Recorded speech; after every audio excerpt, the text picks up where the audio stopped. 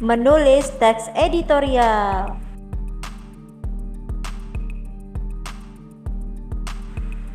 Bagaimana ya cara menulis teks editorial yang baik dan benar? Yuk simak video berikut ini.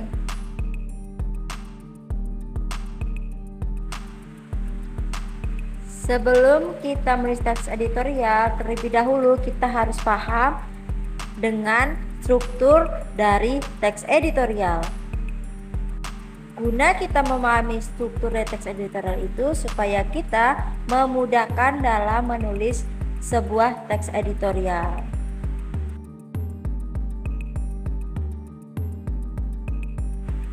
Pertama itu ada pengenalan isu, di mana pengenalan isu atau sering disebut dengan pernyataan umum merupakan bagian pendahuluan dari teks editorial.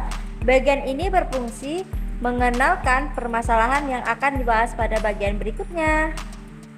Yang kedua itu ada argumentasi, di mana bagian ini merupakan bagian pembahasan yang berisi tentang tanggapan, pandangan redaksi terhadap isu atau permasalahan yang telah dikemukakan pada bagian pernyataan umum.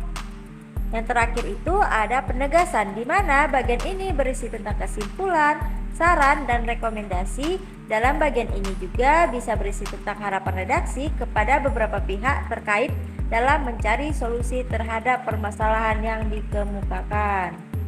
Sebelum kita menulis teks editorial, kita harus menentukan isu terkini yang sedang hangat-hangatnya dibicarakan di saat ini.